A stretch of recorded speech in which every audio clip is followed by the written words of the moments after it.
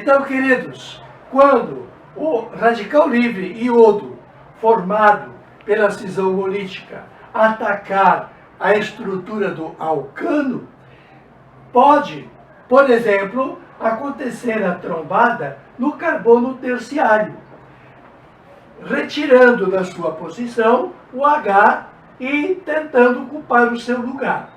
Sabemos que numa etapa número 2, aquele radical que se formar vai, por sua vez, atacar a outra molécula do halogênio. É o que vai acontecer. Se a saída do hidrogênio foi do carbono terciário, o radical alcoíla ou alquila, que vai atacar a molécula do halogênio, será com o carbono que tem elétron desemparelhado, que é o radical livre da posição terciária.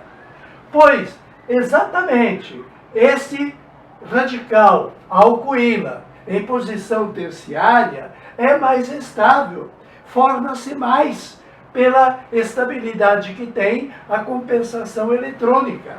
Se existem mais íons terciários, é estes íons terciários que vão receber o iodo na posição. Então, entrar o iodo na posição 2, na mesma posição do metil, vai ser na ordem de 90% de resultado.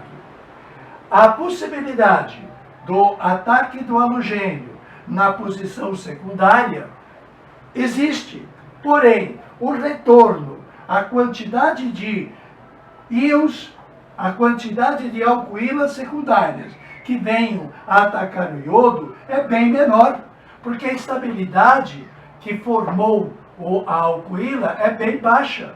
Se formou pouca alcoíla secundária, pouco resultado vai se dar nesta posição, que chama a atenção devido a termos duas estruturas importantes na cadeia, o iodo e o metil. A preferência se dá para o iodo. Então temos o iodo na posição 2 e metil na posição 3, em quantidade menor. E em quantidade bem menor, a possibilidade de ter feita a ligação no carbono primário da esquerda ou da direita. Portanto, houve, nesta halogenação de uma estrutura com opções de carbono, houve preferência na substituição. Quanto mais ramificado, mais estável é a alcoíla. Encontramos também na química resultado dos estudantes de iniciação científica, mestrado, doutorado, nesses anos que se passaram, tudo explicadinho já para nós. Para você se desenvolver e se tornar um cientista, por que não? Um cientista inovador que traga, inclusive, riquezas para o Brasil. Por que não? Encontramos nitração de alcano. Falamos mal de alcano, que ele não reage, pois ele reage com haletos e reage com ácido nítrico. Mas o ácido nítrico sozinho não vai fazer reação. Precisa um catalisador. Então, será uma mistura chamada sulfonítrica. Como sempre, as reações de alcanos se desenvolvem em etapas. Qual foi a primeira etapa para haver o radical livre para provocar o ataque no composto orgânico?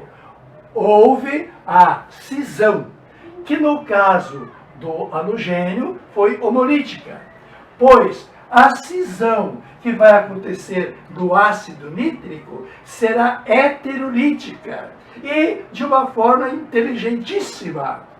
Sabemos que todo ácido que tenha oxigênio se classifica em oxiácido, terá uma estrutura atômica de seus átomos da molécula com o hidrogênio ligado ao oxigênio. Como ele tem apenas um H, apenas um H estará preso a O. O oxigênio se liga ao nitrogênio, que fará dupla idativa. Seus 5 elétrons, 2, 4, 5, formam 3 ligações, a sexta, a sétima e a oitava, provocando uma dativa para este terceiro oxigênio. O ácido nítrico está aí exposto. O ácido sulfúrico, o nosso campeão da inorgânica, apresenta 2 hidrogênios ligados a oxigênio, numa estrutura semelhante, na qual o enxofre, tendo 6, terá 2,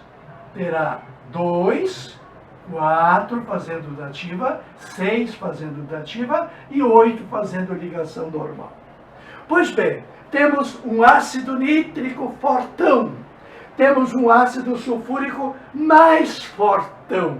O que quer dizer ser forte? Ser forte é ser eficiente. E o que é ser ácido? É liberar H+. Pois eficiente é quando libera bastante. Pois bem, aqui vai liberar H. Aqui vai liberar H. Aliás, tem 2 chances. Qual é o mais forte? O mais forte é o sulfúrico. Ele vai provocar a ionização, vai produzir o próton H+, e na sua definição de, primeiro, arrênios, é um ácido porque em água produz H+. Em Bronsted e Lowry, é um ácido porque vai doar próton. E na forma de H, vai receber um par. Isto o torna ácido de Lewis. Vai receber um par aonde? Está de olho no parzinho eletrônico do oxigênio do ácido nítrico. Se esse próton do ácido sulfúrico vier nesta posição, vai receber de maneira graciosa, de maneira dativa, o par eletrônico do oxigênio do ácido nítrico. Olha que interessante, entre 2 ácidos, o mais forte é o que doa próton. O mais fraco recebe próton. E recebe próton, mas de que maneira que recebe o próton? Através de uma doação de par. Essa doação de par faz com que ele seja base de Lewis. Doar par eletrônico é ser base de Lewis. Doar próton é ser ácido. É ser ácido de arrênios, ser ácido de Bronsted e ser ácido de Lowry.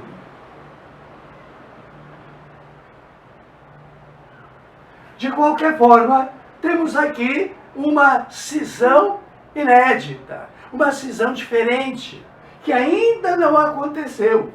Por enquanto, estamos verificando que o ácido sulfúrico ficou um bisulfato. É ácido sulfúrico que dá sulfato. Se formar um ânion que ainda conserve um H, ele vai ser um bisulfato. Temos aqui um ácido sulfúrico que se transformou num ânion bisulfato, que é o primeiro de 2 possibilidades, chamado também de ânion bisulfato ou sulfato ácido.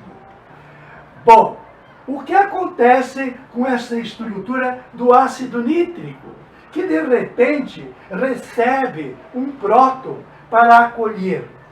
Vai, agora sim, acontecer a cisão heterolítica.